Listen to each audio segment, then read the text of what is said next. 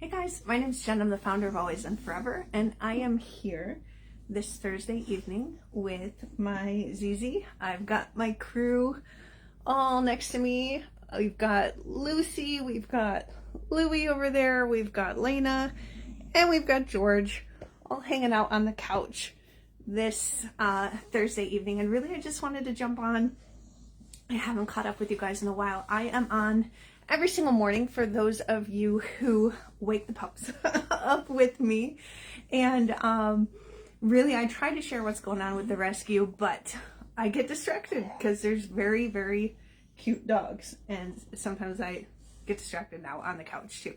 But I wanted to take a moment and really kind of just share what's going on with our rescue, where we are. It is unbelievable that 6 months have already gone. Well, 5 months have gone by in 2026, and you never know where God is calling us with this rescue, how to do more, to be more for each other and for all of his animals. And that's, I think, the most amazing part about Always and Forever is not the destination, but the journey, the understanding that when we see or feel a dream in our heart, to take that dream, to share it with others, and to watch it become a reality, simply because all of us come together and believe that anything is possible when you lead with love. And that is what the last 8 years of this incredible journey has been.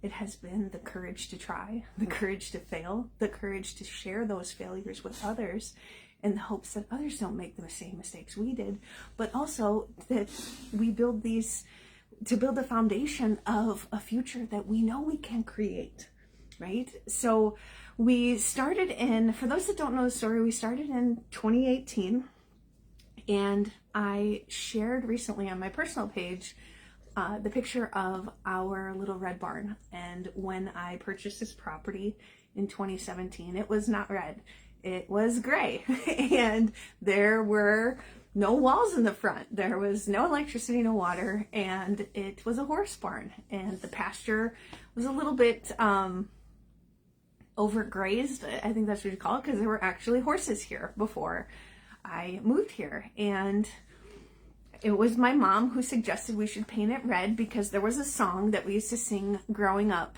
and it was on a little red farm, at a little red barn on a farm down in Indiana. So that was actually some song we used to sing growing up with my sisters and my mom.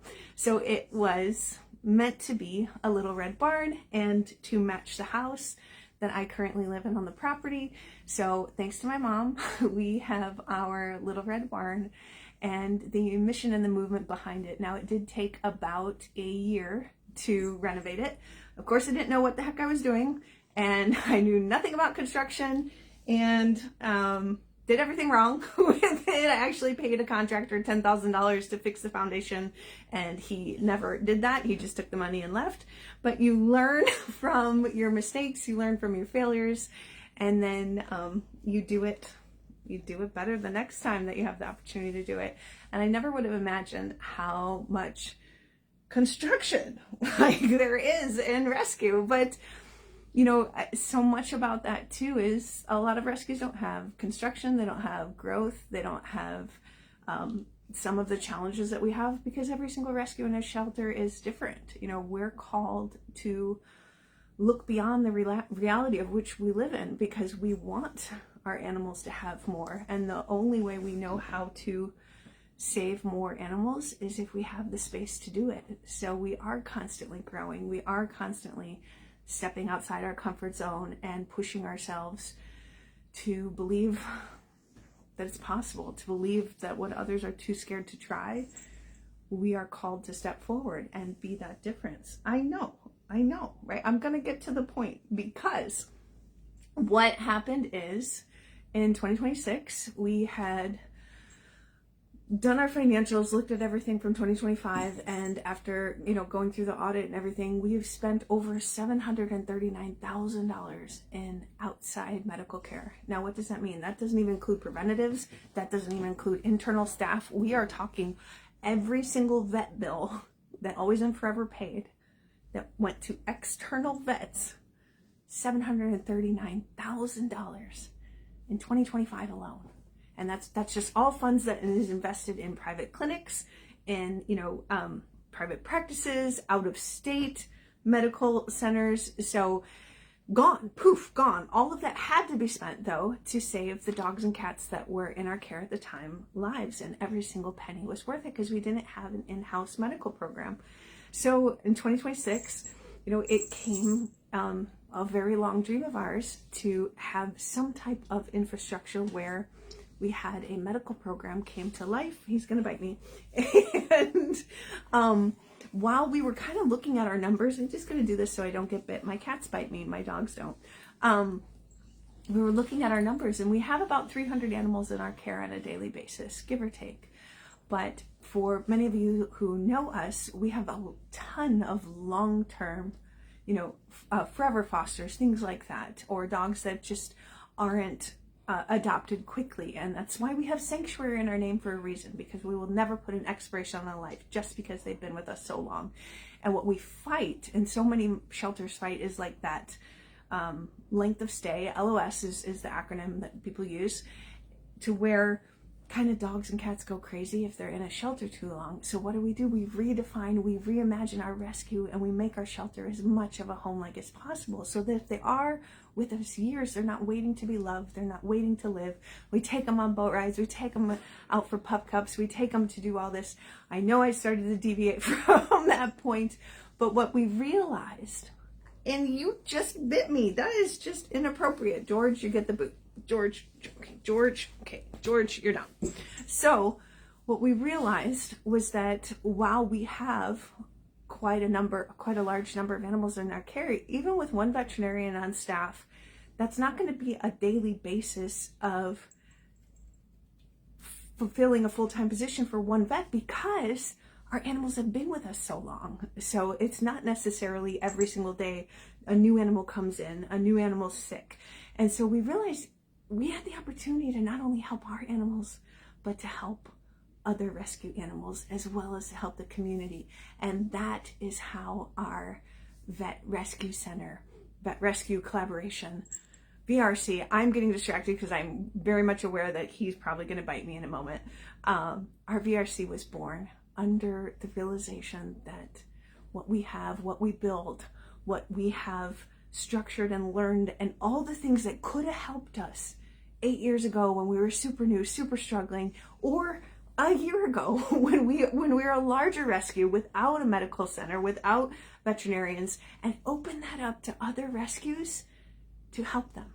And so that's what the VRC is. Essentially, it's saying take profit off the table, because everything when it comes to private practice with corporate-owned veterinarian clinics is profit-driven. The veterinarians don't set those prices. When you go through our posts and you see so many angry people, but rightfully so, just venting about how unfair it is to be able to save your animals, please know it's like 90% of the time not the veterinarians that are setting those prices. It's people that you never see. I had to go to Blue Pearl for my girl Zizi here, and the splenectomy, all of the visits, we're talking $20,000 all in to save my one little pitty's life.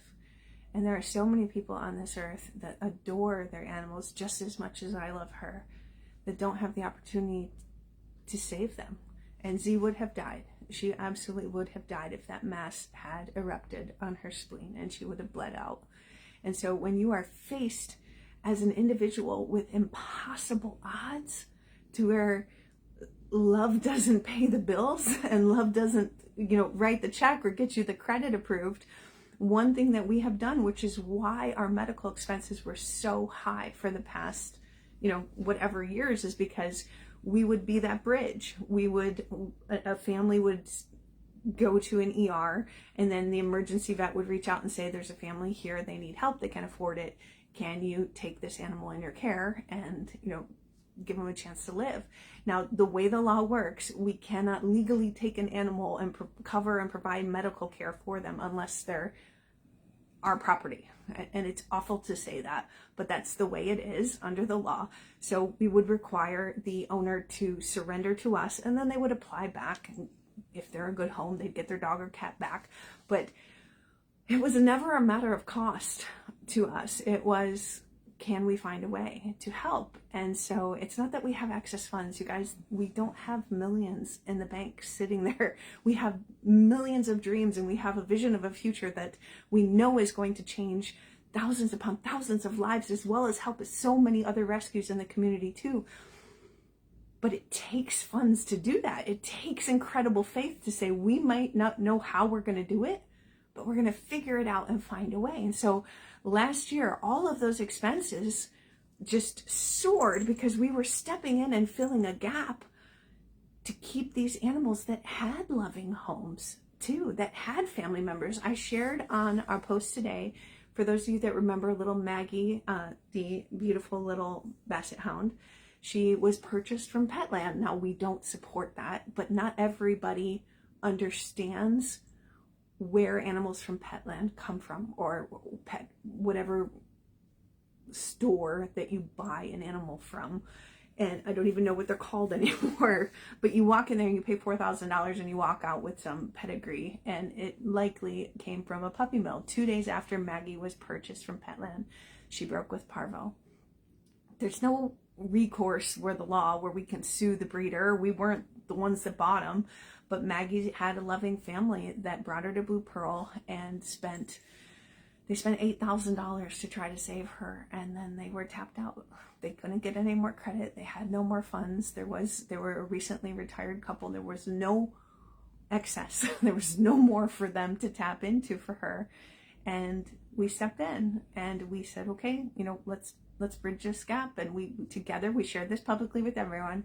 We raised close to $12,000, and it was all in $20,000 to save Maggie's life. Now, when Maggie got well, we kept progress with the owners the entire way, and ultimately they decided it was too much for them. They were too scared of taking on another financial burden in case she got sick, and they wanted to make sure that she had the very best life possible. So they did choose to surrender her to us. But that's something to think about too, is that there's just so many loving families and pet owners out there that can't get the pets that they need care. And also, I almost think it's worse, the animals suffer because there is no way for them to ask for help or to get it to. So again, okay, so let's go back. So we've created this new model. We say, let's take profit off the table and let's reimagine vet medicine and say, let's not charge per profit. What about potentially opening a clinic that values the veterinarian's time? And instead of one little rescue, well, we're not so little, one rescue, opening up a vet clinic and inviting it to be a rescue that invites other rescues to build something even bigger, even better than any single rescue could build alone, and at the same time help community members too. Now you probably think, how do you do that? Well, essentially, we set up tiers. So tiers sponsor number of appointments or allocation units. That's what I call them. So if you have allocation units, basically the easiest way to think about this is kind of look at it time blocks and chunks. So any community member, any corporation, any company, anyone out there can sponsor X number of procedures. So essentially for $2,500, you could sponsor 10 procedures. And I decided to do the very first one. So I just sent my $2,500 in. And what we did was we reached out with a KCMO outreach organization. And they're going to find the 10 dogs and cats that need care the most. And we will bring them over to our mobile vet RV. They will sign the release. All the owners will sign off on that.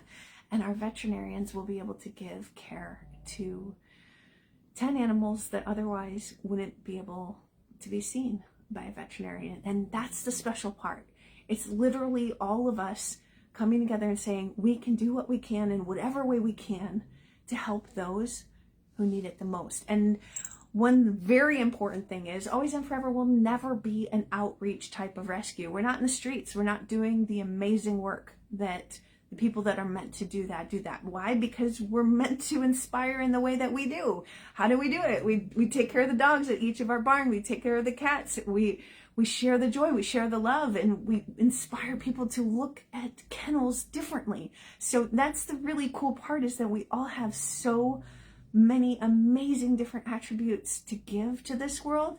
And wherever your heart is called, however it's called to give it. Be who you are. Be ridiculous. Sound like a 12-year-old, which I do when I talk to the dogs. In whatever form that your heart finds joy, that's what you're called to do. So I just wanted to share a little bit about what the VRC is, how the program's going to start rolling out. And I know it can be a little confusing. It's hard when we show little pieces of it throughout Facebook. We have a volunteer Zoom that I'll share a lot of this. I put a PowerPoint together. I'll share that on Saturday at 10 o'clock. And if you're interested in it, jump on. Truly taking the time to understand how we take price off the table. And what we do is we put love forward. And when you lead with love, when everything is driven by the same common mission to simply not only help these animals, but take care of each other.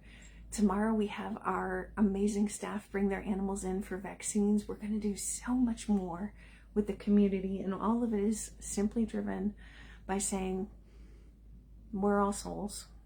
We all have this one life, and we're in it to simply love each other. That's it. Even if they bite a little bit, which this guy does. So I hope you guys have a wonderful evening. And if you wake up with me in the morning, I will see you then. Have a great night, guys.